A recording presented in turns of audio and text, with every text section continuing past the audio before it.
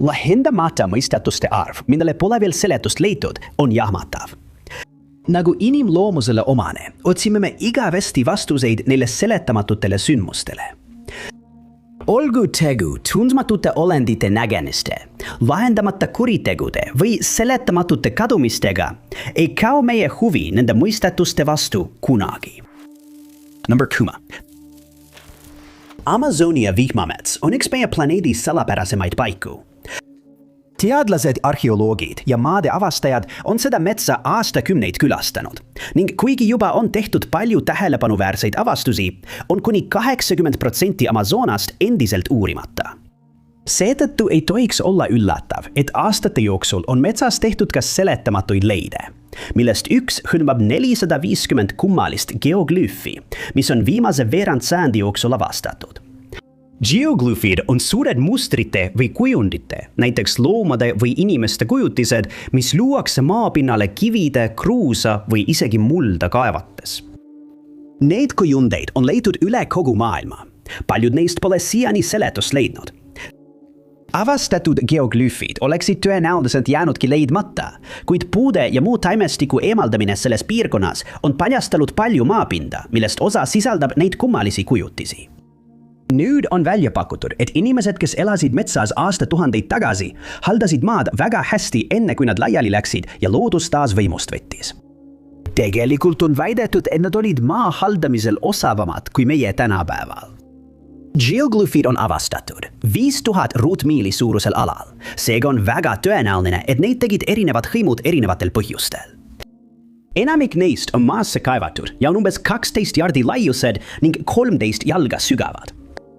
Enamik neist on loodud ringide, ovaalide või ruutude kujundisena, samas kui teised on lihtsamad. Need avastati esmakordselt siis, kui piirkonna karjakasvatajad hakkasid maad puhastama, et nende loomad saaksid karjatada ning nad olid segaduses, mida need kujundid võiksid tähendada. Täpselt nagu teadlased tänapäevalgi. Kuigi mõned neist leiti maapinnalt, avastati palju rohkem neist satelliidipiltide abil. See õhust vaade andis teadlastele palju parema ülevaate kujunditest, kuid keegi pole suutnud välja selgitada, mis oli nende geoglüüfide eesmärk ajal, mil need loodi. Lisaks on endiselt müsteerium, kuidas iidsed inimesed suutsid nii suuri kujundeid nii täpselt teha. On oletatud, et kujundeid ei loodud külade lähedale, kuna nende lähedalt pole peaaegu ühtegi inimtekkelist eset leitud. On oletatud, et need tähistavad alasid, kus kunagi ammu toimusid avalikud kogunemised või et need olid usuliste tegevuste, näiteks rituaalide toimumise kohad. Kuid see jääb siiski spekulatsiooniks, sest nende paikade juurest pole leitud midagi, mis seda teooriat kinnitaks. Teine tegur, mis on eksperte hämmastanud, on see, et need iidsed inimesed teadsid kuidagi, kuidas eemaldada puid ja taimestikku, et luua geoglüüfe, kahjustamata ümbritsevat keskkonda. Nad kasutasid tehnikaid, mis tagasid metsa tervise säilimise, erinevalt tänapäeval Amazonases toimuvast metsade hävitamisest. Võttes arvesse, et on avastatud 450 sellist geoglüüfi ja mets ei saanud kuidagi kahjustada, saab selgeks, et need iidsed hõimud olid välja mõelnud, kuidas neid kujundeid luua, ilma oma keskkonda pikaajaliselt kahjustamata. 9. Miljonite aastate taguse fossiili leidmine peab olema iga arheoloogi jaoks hämmastav tunne. Aga kujuta ette, et avastad fossiili, mis on nii segadust tekitav, et ükski ekspert ei suuda tuvastada, millisele loomale see kuulus. Just nii juhtus amatöörarheoloogi Ron Fine'iga 2011 aastal. Ja tema avastus ajab siiani segadusse isegi selle valdkonna parimaid eksperte. Ron kuulub rühma nimega Dry Dredgers, mis on ühendus Cincinnati ülikooli juures. See koosneb ainult amatöörarheoloogidest ning tema leid on olnud seni selle rühma kõige tähelepanuväärsem. Nad on samuti abistanud professionaalseid paleontolooge nende avastuste juures juba ligi 7 aastakümmet ning andnud olulise panuse arheoloogia valdkonda. Kuid jääb teadmata, kui mõjukas Godzilla fossiili avastus tegelikult on, sest eksperdid ei ole veel otsustanud, millega täpselt tegemist on. Cincinnati piirkond, kust see leiti, oli 450 miljonit aastat tagasi Madala mere all. Arvatakse, et see olend elas tol ajal selles meres, kuid see jääb mõistatuseks, kuna tegemist on ainsa teada oleva leiuga. See tundub peaaegu uskumatult ebatõenäoline, arvestades selle olendi suurust, mistõttu see sai nimeks Godzillas, filmikoletise Godzilla järgi. Organismi pikkus oli umbes 2 meetrit ja selle kehal oli mitu elliptilist hõlmasarnast moodustist. Kui Ron fossiili leidis, sai ta kohe aru, et see on erinev kõigest, mida keegi varem näinud on. Ta võrdles seda välimuselt saguaro kaktusega, mis on mõistetav, sest sellel kaktusel on lamedad oksad, mis meenutavad fossiilil leiduvaid hõlmasid. Ta sai kohe aru ka sellest, et see ei ole sarnane enamikele selles piirkonnas leitud fossiilidele ning ta muutus väga elevile võimaluse üle olla leidnud midagi, mida pole kunagi varem nähtud. Erinevalt teistest siledatest fossiilidest, mis on välja kaevatud, on Godzilla fossiilil pinnatekstuur. Mida rohkem fossiili välja tuli, seda ilmsemaks sai, et see erineb kõigest, mida selles piirkonnas viimase 200 aasta jooksul on leitud. Just nii kaua on paleontoloogid seal kaevanud. On kinnitatud, et Godzillus on tõepoolest bioloogilist päritolu, kuid isegi kõige kogenumad eksperdid pole suutnud otsustada, kas see on taim, loom või mingit tüüpi vetikas, mis miljoneid aastaid tagasi selles piirkonnas õitses. Kui see maapinnast välja võeti, hakkas Ron hoolikalt sadu osi kokku panema, kuni need moodustasid ühtse terviku. Loodetakse, et see paljastab organismi kohta rohkem, kuid isegi pärast seda polnud tema ega ta kolleegid selle tuvastamisele lähemalgi. Ron usub, et see seisis püsti asendis ja tal olid jäsemed, mida ta nimetab harudeks, mis ulatusid mitmes suunas. Ta pakkus, et see võib olla varajane pruunvetika või merevetika liik, mis kasvas tol ajal meres, ja et see konkreetne isend kasvas mingil põhjusel palju suuremaks kui teised.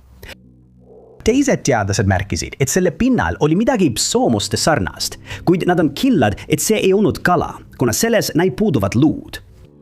See on pannud mõned teadlased arvama, et see võis olla Käsna liik, kuid kuna meil pole aimugi, kas see oli taim või loom, tuleb teha täiendavaid uuringuid ja loodetavasti leitakse rohkem vastuseid. Number 8. Jacques Vergesi kadumise juhtum on mõistatus, mida pole kunagi lahendatud ja selle vastuolulise advokaadi tegevus tema kadumise ajal on endiselt teadmata. Paljud inimesed kahtlustavad, et ta tegeles millegi kahtlasega, kuna tal pole just parim maine. Kuid kuna Vergès pole kunagi rääkinud ajast, mil ta kadunud oli, pole võimud sellest midagi targemat saanud. Vergès oli Prantsuse advokaat, kes lõpuks heideti välja kommunistide ja radikaalse antikolonialistliku aktivistina. Varem oma elus teenis ta teise maailmasõja ajal Prantsuse vastupanu liikumises. Kuid kui ta hakkas töötama kaitsja advokaadina, langes tema maine kiiresti. Temast sai tuntud kui kuradi advokaat, kuna ta näis olevat kalduvus kaitsta sõjakurjategijaid, kommuniste ja üldiselt inimesi, keda ülejäänud ühiskond uskus, et nad peaksid veetma ülejäänud elu vanglas. Ta võttis kasutusele strateegia, mida tuntakse kui ruptuurikaitse, mille käigus ta hävitas oma kliendi vastu esitatud süüdistuse, õõnestades kohtu autoriteeti. Enamik inimesi uskus, et tänu Virgisele pääsesid paljud ohtlikud kurjategijad vabaks, et hävitada veelgi rohkemate inimeste elusid ning et ta oleks pidanud kadunuks jääma pärast oma kadumist. Öeldakse, et tema kõige silmapaistvamad ja edukamad juhtumid olid need, milles ta osales Alžeerias. Selle ajal kaitses ta Alžeeria iseseisvussõja ajal Alžeeria rahvusliku vabastusrinde liikmeid ning sai osaks advokaatide meeskonnast, kes kaitses kuni 6000 süüdistatavat. Just siin kasutas ta esimest korda ruptuurikaitse strateegiat ning mõned inimesed olid tema leidlikkusest muljet avaldanud. Enamik pidas teda korrumpeerunuks ja salakavalaks ning tema elu vastu esitati palju ähvardusi. 1960-ndatel hakkas ta toetama Alžeeria uut valitsust ning asus vasakpoolsete revolutsionääride poolele. Tema abikaasa, Jamila Buhired, oli tuntud Alžeeria rahvuslane ja võitleja, kes sai rahvuskangelaseks oma jõhkrate tegude eest Alžiiris 1957 aastal. Paljud inimesed tunnevad, et Virgis muutus rahulolematuks elades tema varjus ning hakkas kaitsma Palestiina relvarühmituste liikmeid. Sageli kuuldigi teda ülistamas relvarühmituste toimepandud rünnakuid ning ta muutus kiiresti miljonite inimeste seas ebapopulaarseks. 1970 aastal ütles ta oma naisele ja sõpradele, et peab sõitma Hispaaniasse tavapärasele reisile, nagu ta seda nimetas. Ning see oli viimane kord, kui teda nähti tervelt 8 aasta jooksul. Ja suurema osa sellest ajast arvati, et tema maine oli talle lõpuks järele jõudnud ning et ta ei ole enam elus. Kuid 1978 aastal ilmus ta äkitselt uuesti välja ja jätkas oma elu, justkui poleks midagi juhtunud, andmata mingit selgitust selle kohta, kus ta selle aja jooksul viibis. Tema naine ja lapsed olid veendunud, et ta kas võeti vahi alla või tema vastased olid ta tapnud.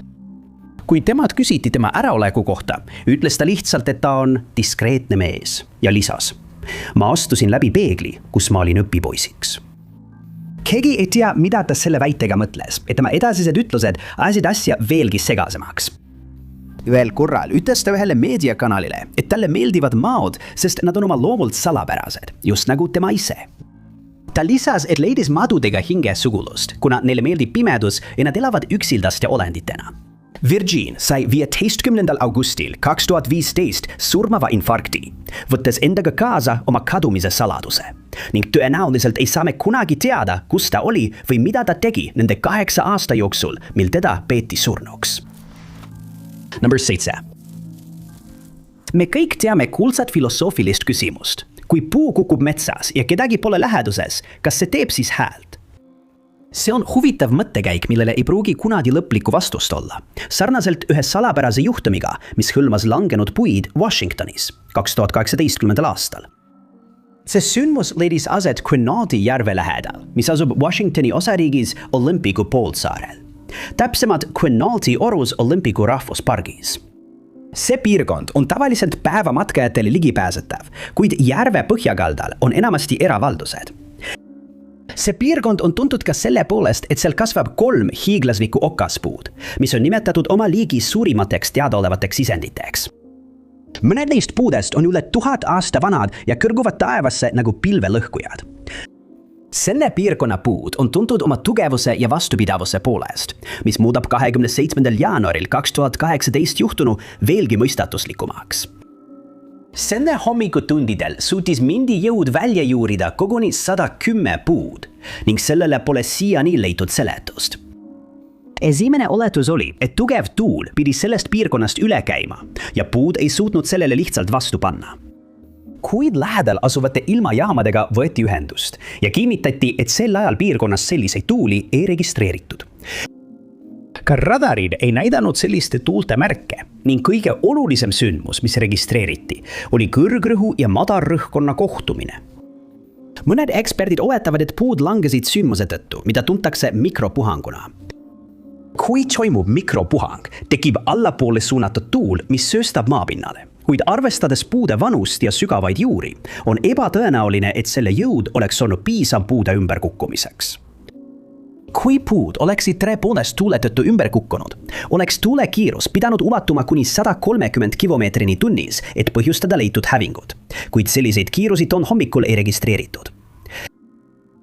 Eksperdid olid hämmastunud, kui avastasid, et langenud puud avaldasid maapinnale nii suurt mõju, et see registreeriti isegi väikese maavärinana Richteri skaalal. Kui langenud puud leiti, olid nende tüved killustunud ning nende kõrguse ja kaalu tõttu põhjustasid need mõningaid kahjustusi. Elektriliinid olid maha kukkunud ja North Shore Road muutus täielikult läbimatuks, kuna suured puud blokeerisid selle. Mõned inimesed on võrrelnud seda müsteeriumi teisega, kuulsa Tunguska sündmusega, mis lahendati hiljem, kui selgus, et selle põhjustas tohutu meteoori õhuplahvatus. Aga selle sündmuse ajal tehti kiiresti kindlaks, et plahvatus oli selle põhjuseks. Erinevalt Olympicu rahvuspargis langenud puudest, millele pole siiani mõistlikku seletust leitud. On teada, et puud langesid täpselt sellel hommikul kell 1:26, sest just sel hetkel registreeriti seismiline aktiivsus. Aga see ei viinud eksperte saladuse lahendamisele lähemale. Siiski on nad lubanud uurimist jätkata lootuses, et põhjuse saab ühel päeval kindlaks teha. 6. Guatemala kivipea on artefakt, mis dokumenteeriti 1950-ndatel. Sellest ajast alates on eksperdid püüdnud välja selgitada, kes selle lõi, kuidas see avastatud piirkonda sattus ja keda see pidi kujutama.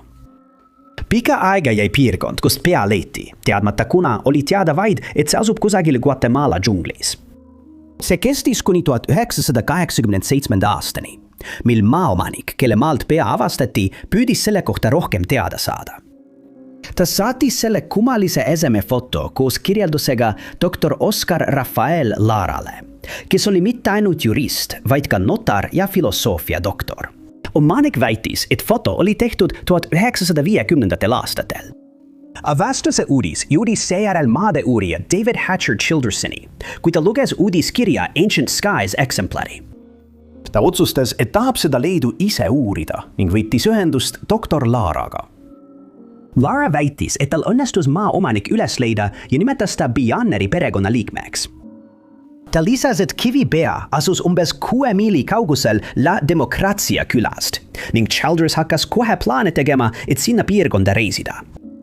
Kuid tema rõõm jäi üürikeseks, sest peagi sai ta doktor Laralt uudise, et kui viimane lõpuks kohale jõudis, et kivi uurida, öeldi talle, et kogu paik oli hävitatud. Ja mitte ainult, revolutsionäärid olid pea juba üle 10 aasta tagasi hävitanud, kuna otsustasid seda kasutada märklauana. Kujusu silmad ja nina olid hävitatud, kuid Lara suutis siiski mõned mõõtmised teha. Ta edastas Childersile, et kuju oli 16 jalga kõrge ja et pea küljes oli ka kael. Varsti pärast oma ekspeditsiooni puhkes piirkonnas võitlus ja Lara ei saanud enam tagasi minna. Seetõttu on kivipea mõistatused tänaseni vastuseta jäänud.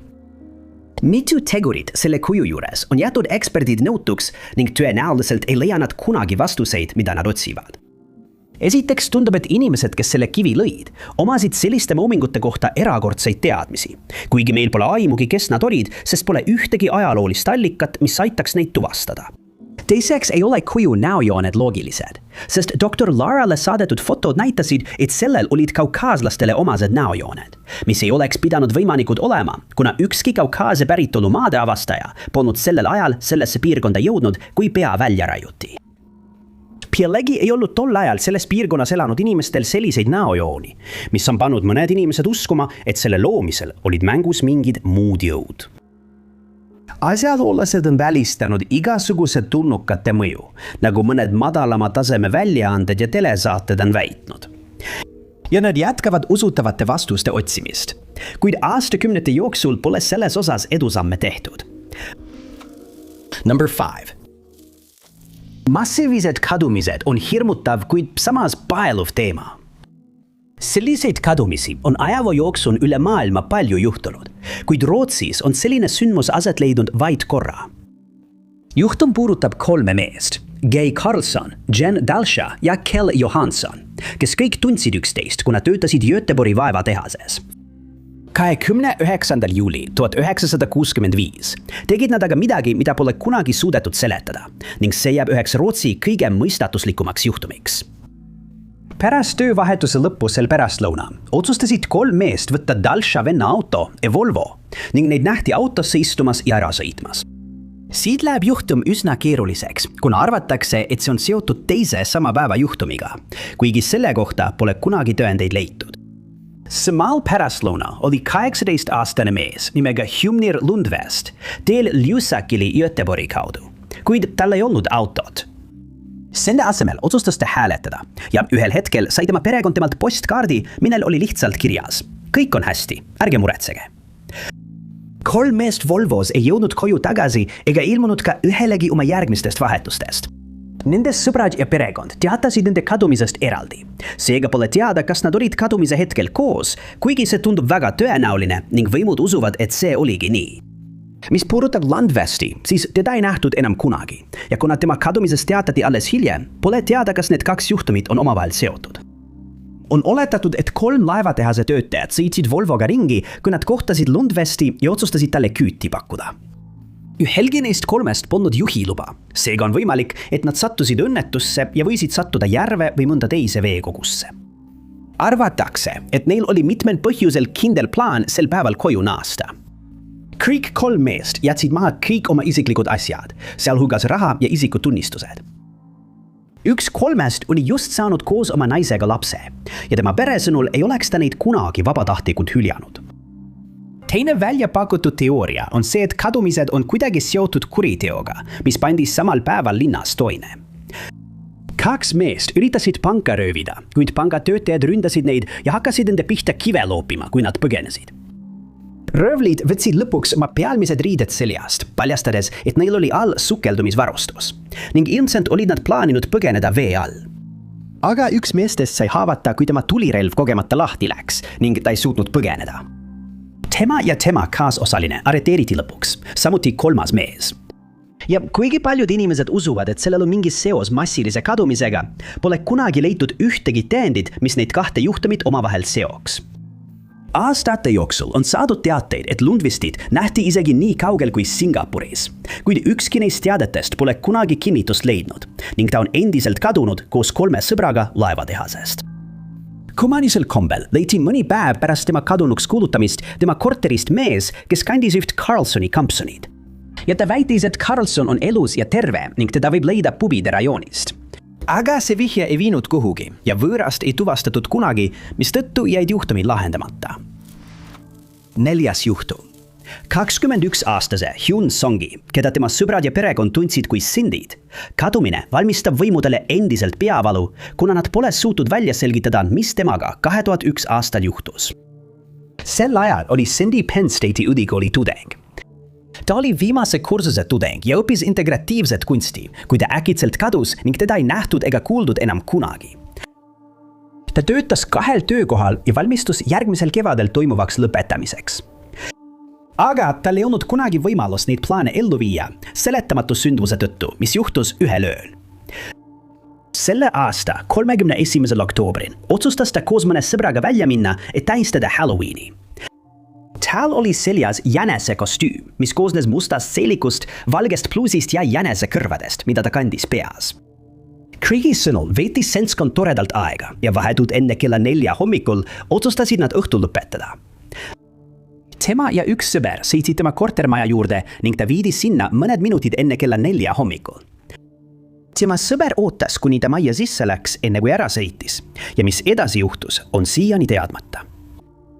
Pärast seda, kui Cindy kadumisest teatati, sõitsid uurijad tema korterisse asja uurima ning nad olid kõik üllatunud sellest, mida nad seal leidsid. On selge, et ta jõudis korterisse, sest tema seljakott oli jäetud tema korteri ukse juurde. Ta oli jätnud oma mobiiltelefoni tavapärasesse kohta ja oli isegi eemaldanud kunstripsmed, mida ta peol kandis. Seetõttu arvatakse, et ta hakkas end magama sättima, kui midagi juhtus, mis viis tema kadumiseni. Otsingute jätkudes sai selgeks, et tema käekott, isikutunnistus, krediitkaardid ja jänese kostüüm, mida ta kandis, olid kõik kadunud. Korter leiti korras olevat ja sunniviisilise sisenemise märke ei avastatud. Tema naabrid küsitleti, kuid nad väitsid, et ei kuulnud sel hommikul mingeid kummalisi helisid ega näinud majas kedagi kahtlast. Keegi ei oletanud kunagi, et ta otsustas omal vabal tahtel kaduda, sest ta oli väga usaldusväärne inimene ega oleks kunagi lahkunud kolledžist ilma oma perekonda teavitamata. Tal läks Craigies ainetes hästi ja seetõttu polnud mingit põhjust, miks ta oleks pidanud kaduma. Tehti mitu üleskutset, et kõik, kellel on tema juhtumi kohta teavet, annaksid sellest teada, kuid ühtegi tunnistajat ei ilmunud. Siis võttis keegi politseiga ühendust ja teatas, et oli näinud tema kirjeldusele vastavat naist, keda Philadelphias Chinatownis autosse sunniti. See vihje ei viinud kuhugi ja kunagi ei kinnitatud, kas röövitud naine oli Cindy. 2003 aastal teatas mees nimega Paul Weekly, et Cindy röövisid Hugo Selinski, kes oli tol ajal Pennsylvanias tuntud kurjategija, koos Michael Kurkowskiga. Selinski maja Luzerne'i maakonnas otsiti läbi ning uurijad leidsid tõendeid seal toime pandud jõhkrate kuritegude kohta, kuid midagi, mis seoks neid Cindy juhtumiga, ei leitud. Kas tema kadumisega on seotud kuritegu, pole siiani teada ning Cindy saatus on endiselt mõistatus. Tema juhtumi number on MP3088 ning kõigil, kellel on lisainfot tema kadumise kohta, palutakse võtta ühendust valla politseiga numbril 814 237 1172. Tsiteerides asutuse juhtumi numbreid 37 13 711. Number call. 2008 aastal õppis 23-aastane Christine Walters botaanikat ja etnobotaanikat Wisconsini ülikoolis. Ta hoidis end vormis jooga ja pilatese abil ning hakkas isegi neid tunde andma, et lisaraha teenida. Kevadvaheajal ülikoolist eemal olles otsustas ta oma puhkust pikendada, et minna reisile Portlandi, Oregoni osariiki. On teada, et ta lahkus Deerfieldist Wisconsinis ja jõudis Eurekasse, Californiasse, kuna ta veetis seal mõnda aega koos mõne oma sõbraga. Nende sõprade sõnul hakkas ta seal olles huvi tundma vaimsuse, alternatiivsete eluviiside ja keskkonnaseisundi vastu. Ta lubas oma perele, et hoiab nendega seal olles ühendust ja mõnda aega pidas ta oma sõna. Aja möödudes hakkasid nad temast harvemini kuulma. Kui ta koju helistas, siis enamasti selleks, et raha küsida, sest ta polnud töötanud ja tal sai pidevalt raha otsa. Arkada linna elanik helistas selle aasta 12. novembril politseisse, et teatada, et Christine oli nende ukse taha ilmunud. Kui nad ukse avasid, olid nad šokeeritud, näes teda alasti, kriimustustega kaetuna ja segaduses olekus. Politsei viis ta majast ära ja toimetas ta St. Joseph's Hospitalisse, kus personal märkas, et ta näis millegi ees hirmul olevat. Kui temalt küsiti, mis teda nii väga hirmutas, ütles ta, et keegi tuleb talle järele, kuid ta ei osanud öelda, kes see oli või mis pani teda seda uskuma. Ta ei suutnud ka selgelt meenutada sündmusi, mis viisid tema leidmiseni majas, kuid ta kordas pidevalt, et tema jälitajad leiavad ta üles ükskõik kuhu taga ei läheks. Kui haigla personal pidas Christine piisavalt terveks, et ta välja kirjutada, viidi ta motelli. Ta ütles, et teeb motellis olles plaane koju lennata. Ja pärast seda, kui ta oma perega ühendust võttis, kandsid nad tema pangakontole $1000 lennupileti ja muude kulude jaoks. On teada, et ta külastas mingil hetkel Eureka Skopje keskust, kuna tema ema oli sinna saadud mõned lennuks vajalikud dokumendid. Turvakaamera salvestiselt oli näha, et ta tundus närviline, hoides pabereid tugevad vastu rinda, enne kui poest välja kõndis. Tema kontole kantud raha ei kasutatud kunagi ja kui perekond ei olnud temast 17. novembriks midagi kuulnud, võtsid nad ühendust politseiga, et esitada kadunud isiku teade. Otsingute käigus leiti tema seljakott Arkada Green Evolution Centerist. Sest laitsid uurijad isikutunnistuse ja raha, mille ta väitis olevat kaotanud ning arvatakse, et ta jättis seljakotti sinna enne haiglasse viivist, kuna ta tegi seda alati, kui plaanis minna matkama Arkada kogukonna metsa. Uurimine näitas, et Christine oli osalenud ebaseaduslikul tseremoonial enne, kui ta segadusse sattus. Arvatakse, et ta tarvitas koos kontrollitava ainega ka ebaseaduslikku ainet ning hakkas seejärel hallutsinatsioone kogema. Need ained on teadaolevalt põhjustanud segadust, paranoiat ja maaniat, eriti neil, kellel on vaimse tervise probleemid. Christinat pole kunagi leitud ja tema perekond on vastuste leidmisel meeleheitel. Kõiki, kellel on teavet, mis võiks aidata tema asukoha kindlaks tegemisel, palutakse võtta ühendust Humboldti maakonna šerifi bürooga aadressil 707-445-7251. Christina Namaste juhtuminumber on MP5477. Number CAG. Tavaliselt, kui keegi teatab, et on näinud taevas kummalisi tulesid ja usub, et nende allikaks on maaväline kosmoselaev, suhtutakse sellesse teatava skepsisega. Kuna aga Papua Uus-Guineas aset leidnud juhtumist teatas anglikaani preester, usuvad paljud inimesed, et tema kirjeldus on ehtne. 1959 aastal kirjutas Austraalia preester William Gill kirja oma sõbrale pastor David Dury'le ja selles kirjeldas ta midagi peaaegu uskumatult veidrat. Ta alustas kirja sellega, et on üha enam veendunud, et maad külastavad maavälised olendid, tänu sellele piirkonnas viimasel ajal tehtud usaldusväärsete teadete arvule. Ta lisas, et enamik neist teadetest tehti pärast vaatlusi Bojanai piirkonnas ning mitu neist lennumasinatest oli hõljunud Puti mäe kohal. Ta selgitas, et oli ka ise näinud mõnda neist tulukestest sama aasta 9. aprillil ning need ilmusid öö jooksul mitmes erinevas piirkonnas. Gill oli nende teadete suhtes algul skeptiline, kuid pärast seda, kui ta ise neid tulesid nägi, ei kaelnud ta enam, et Papua Uus-Guinea taevas toimub midagi kummalist. Kuid ta lisas, et vajab siiski teaduslikke tõendeid, enne kui saab neid tulesid seostada maavälise tegevusega. Ta pakkus välja, et need võisid olla põhjustatud mingisugusest elektrilisest anomaaliast või et peaaegu 15 aastat varem Nagasakis ja Hiroshimas toimunud aatomiplahvatused olid kuidagi sellega seotud.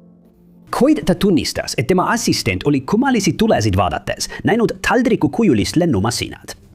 Kuid ta arvas, et tema mõistus mängis talle vingerpussi, kuna ta oli tõenäoliselt sellist pilti varem raamatus või ajakirjas näinud.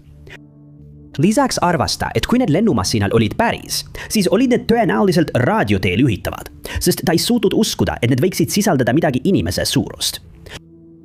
Gilli seisukoht selles küsimuses oli selge, kuid järgmisel päeval muutis ta meelt. Teises kirjas Dury'le kirjutas ta, et eelmisel õhtul jälgis ta koos grupi inimestega neid taldrikuid umbes 4 tundi ning nüüd ei olnud tal enam mingit kahtlust, et nende sees olid mitteinimlikud piloodid. Ta teatas järgmist. Sel õhtul kell 18:45 nägid nad taevas eredat valgust, nagu ka paljud teised inimesed, kes kõik kogunesid vaatama, mis juhtuma hakkab. Siis lähenes taldrikukujuline alus 4 maandumisjalaga ja hakkas grupi kohal hõljuma. Seespool nägid nad 4 kummalist olendit ringi liikumas. Iga 4 sekundi järel paistis neile alusest sinine valgus ning järgmised 45 minutit jäi see paigale. Lõpuks hakkas see liikuma ja kadus uskumatul kiirusel üles öö taevasse. Kui grupp arvas, et juhtum on läbi, laskus ootamatult rühm väiksemaid aluseid ja 20 minutit hiljem tuli esimene alus tagasi. Kõik need alused jäid piirkonda järgmiseks 8,5 aastaks ning kadusid nähtavusest alles siis, kui pilved hakkasid kogunema. Kõik need alused tulid järgmisel ööl koos pilootidega taas tagasi. Gill nägi, kuidas 2 olendit seadistasid taldriku tagaosas instrumente, samal ajal kui 3 lihtsalt vaatas kogunenud rahva hulka.